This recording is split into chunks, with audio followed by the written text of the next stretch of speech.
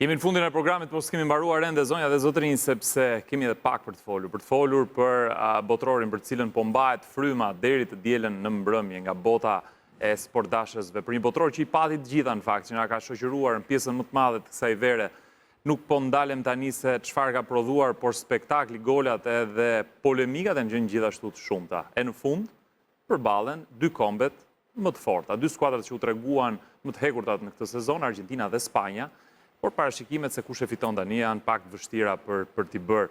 Dëfrimet Asani është me mua në studio sot për t'i analizuar se janë dy ndeshje, në fakt është edhe ndeshja për vendin e tretë, po ajo që ka më rëndësi është sigurisht finale. Mirë se vjen Dëfrim. Përshëndetje Kris. Sa finale botrori ke parë në jetën tënde? Po që nga 7-10-a. Që bën shumë, bën diku tek 15 finale sa bën?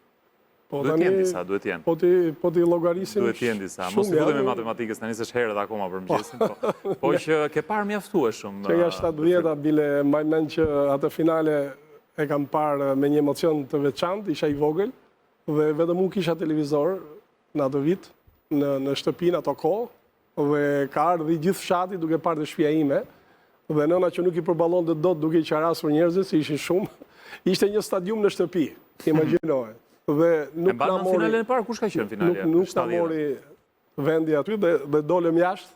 Pastaj 74-ën, që e mbaj mend mirë, pastaj që ishte Hollanda me Gjermaninë, ke parasysh ajo finalja e madhe, që ishte 1-0 për Hollandën, pastaj shënuan gjermanët dy herë. Unë parën mbaj mend. Isha 10 vjeç. 2006 në Dëfrim, Italinë me Francën. Kam fajun që jam tifoz i Italisë tani? Nuk e faj sepse edhe unë bashkëfajtor jam.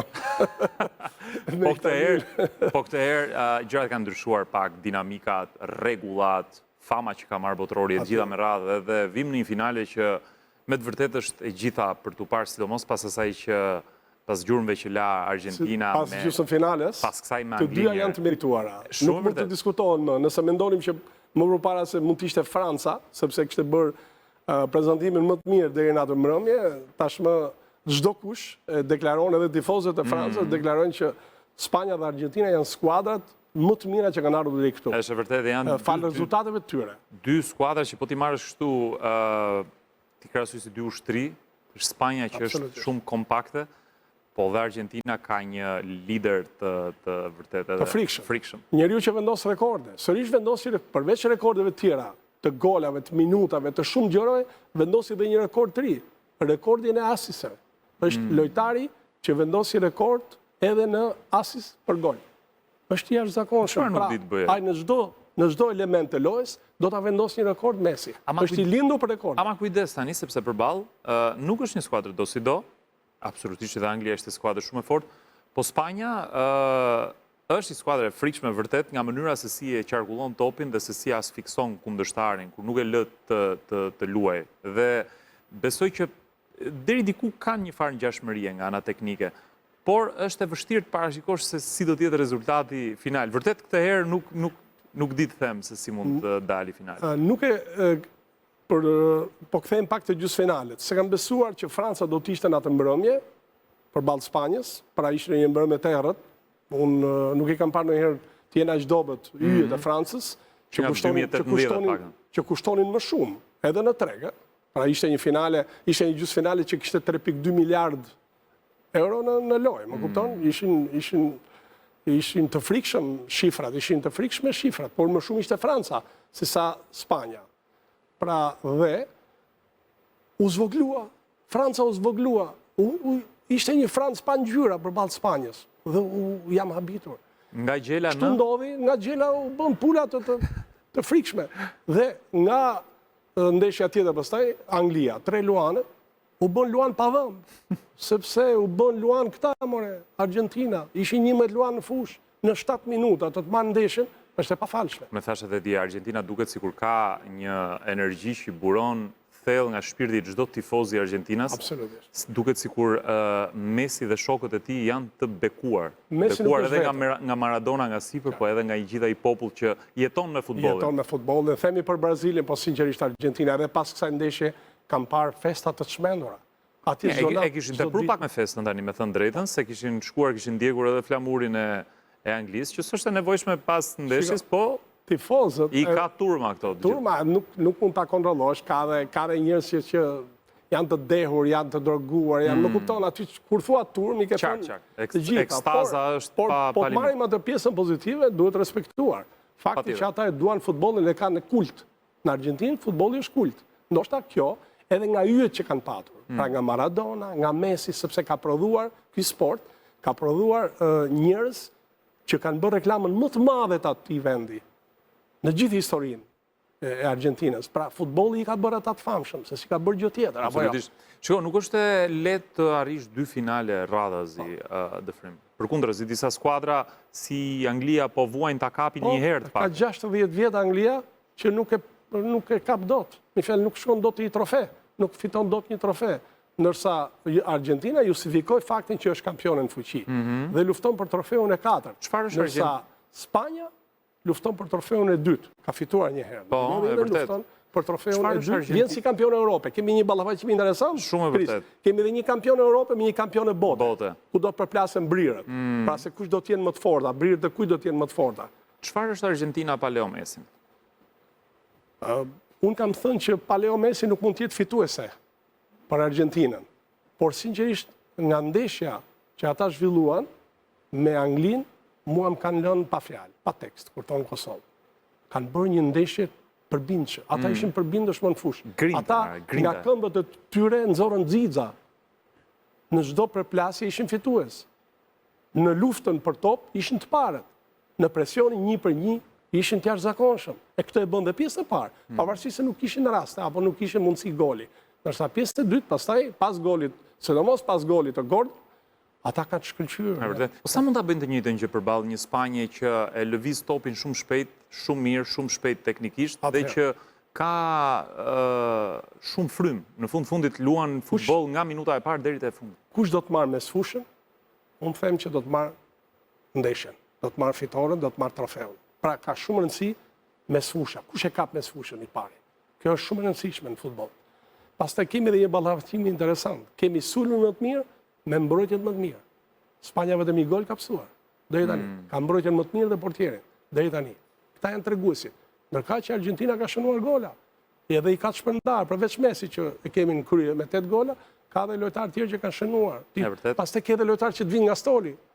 Po të vi Lautaro nga stoli të bon gol. Më kupton, pra është formacion i frikshëm, është ekip i frikshëm, ka 2 skuadra, një në stol dhe një në fush.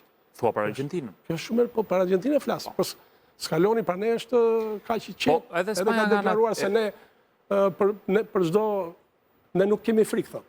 Qartë. Po edhe De La Fuente thotë që jemi skuadra më e mirë e turneut dhe ka të drejtë ta thotë. Tani Spanja mbase nuk ka një sulmues pyk që merr vëmendjen siç sulmuesit bëjnë përgjithsisht, siç Haalandi, Kane, Messi e tjerë me radhë, por ka një fitues të topit art që është mes fushë si Rodri, që nuk duket shumë, po bën punë të jashtëzakonshme.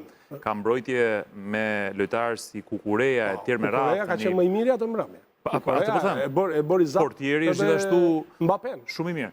Nëse Lamine Yamal fiton botrorin, do të kaloj trashëgimia e lojtarit më të mirë në botë nga Messi tek një spanjoll siç është. Unë kam shumë besim, duket sikur Messi e ka bekuar Yamal. Që atje në sepse në atë foton e ke parë atë govatën e pagzimit, atë foton që ka bërë. Është fantastike ajo, është historike ajo fotografia e Messit. Ka shumë teori konspirative aty dëfrim që thonë që nuk është rastësi që Messi ka qenë tek ajo fotografi duke bekuar në ardhjen e jetë Lamine Yamal. Dhe ja ku janë sot 39 vjeç është Messi, nuk e di se sa është Yamal tani, është shumë i vogël, 19. Yamal sapo mbushin 19 vjeç, para 3-4 ditësh, sapo mbushin. Edhe të lindin edhe pikpyetje edhe le të themi fantazi të ndryshme për këtë rastësi që sot janë finalen botrorit. Edhe gazetat, po t'i shohësh, edhe shtypi me këtë janë marrë. Pra përveç se i quajnë finale Spanjë-Argentinë, është ajo finalja thonë mes Messit dhe Yamal.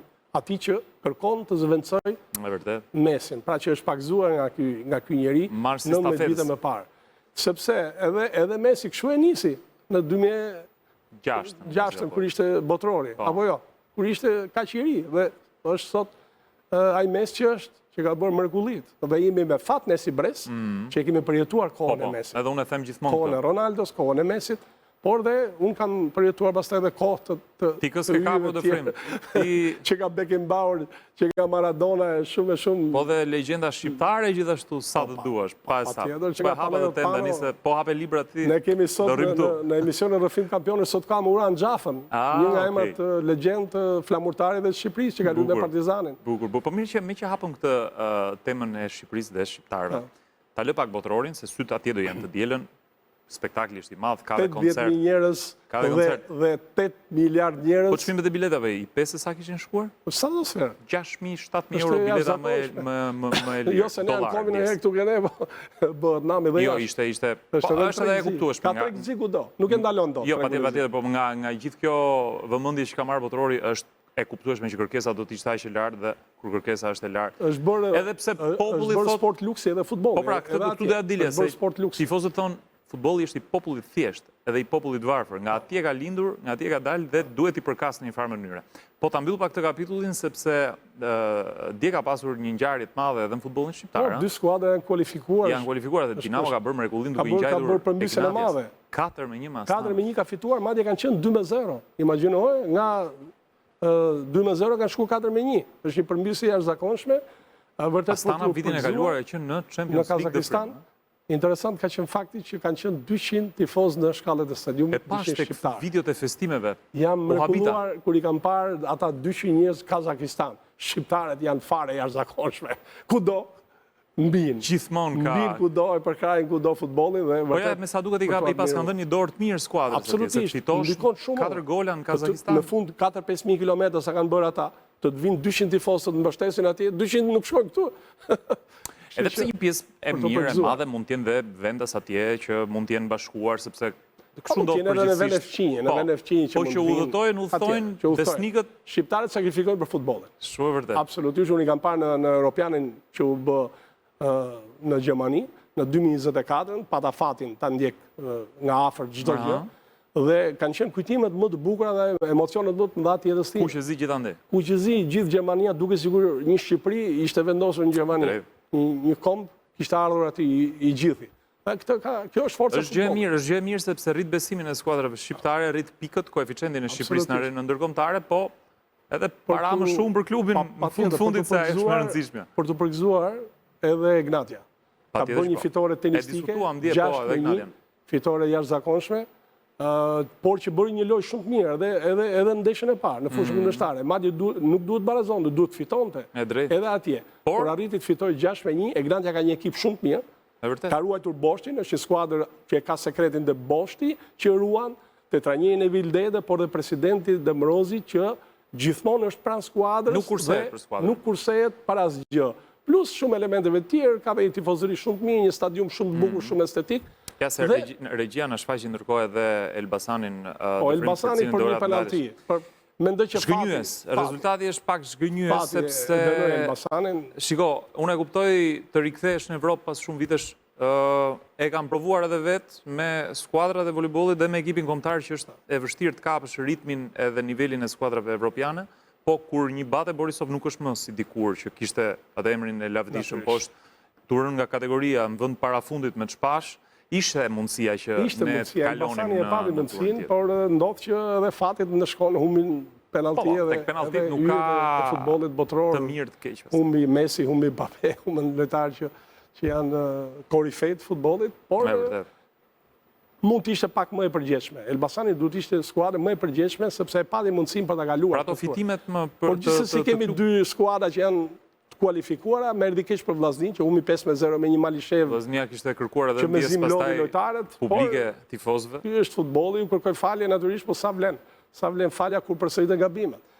Europa është një pod, është një mundësi, është një vitrinë për skuadrat tona, për të marrë më shumë para, por edhe për të treguar sa vlen, edhe në aspektin kombëtar. Tani të dielën, me këtë do bësh tifozlik? Unë jam me Spanjën sepse jam europian, dua që sërish një skuadër europiane të jetë në majën e botës. Me Cristiano Ronaldo? Ta nëzoram duke. Ti e zbulove, por nuk ka lidhje me Ronaldo. Unë do marrë sonjën tani, një tjetër tifoze të Ronaldos, për të bërë mbylljen e programit e eja dë frim, me qenë se është edhe dite prendës, bëjmë një mbyllje të gjithë së bashkë. Nuk ka vetëm një spanjoll nga halli këtu, një spanjolle nga halli në studio. Sepse Gjermania më shkatroj. Prita Francën, më nguli një thik në zemër, po e them shumë në mënyrë poetike, siç e do Te Europa. anglezët besove verbërisht. Te anglezët hoqa mora i grush, domethënë një knockout të tmerrshëm, nuk di ç'të them. Tani ka mbetur Ama edhe Spanja, Shpresa Plumbi e fundit. vetme, Ja. shpresa e vetme. ta shohim se si do të shkojë finalja e të dielës. Ne do të jemi këtu në mëngjes të hënën sigurisht duke analizuar me gazetarët e të sportit hënën edhe do jo të vetëm. vjemi me i kampion bote. Kjo është e rëndësishme, këtë e Ose dim, me dhe një jemi të skuadër parët. të rikonfirmuar. Kujdes. tani, Ti se nuk e vazhdo përmend një fare, ke i po, te pleshtë, te pleshti jot. te pleshtë. Javë të mbar juve gjithë si staf. Iliana Edhe për Golli, ty. faleminderit, të gjithë si staf jeni të mrekullueshëm. Faleminderit ty, faleminderit Mëngjesi ty. shqiptarëve nis bukur. Nga Faleminderit mëngjes, shumë. mirë mëngjes Mirëmëngjes Shqipëri. Shqipëri. Të Faleminderit lumë shumë goja të frim. të frim. Edhe Kemi ne ardhur në shijojmë shumë fund. të Kemi ndrit. ardhur në fund të kësaj jave të dashur miq, ka qenë një javë gjatë me shumë të ftuar, shumë rubrika. Faleminderit Dëfrimit që na nderoi me pjesën e fundit të programit Mirëmëngjes Ty Shqipëri. dhe Kristos me shumë dashuri. Faleminderit shumë. Kështu që dashur miq, Faleminderit qëndroni shumë. me Radio Televizionin Shqiptar. Pas Kaloni nesh me mirë. tjera programe dhe patshi një fundjavë të mbar, të Të paqë bekuar. dhe të bekuar pa diskutim. Në 6:30, mos harroni të hënën, Të si hënën. gjithmonë. Shihemi. Mirupafshim.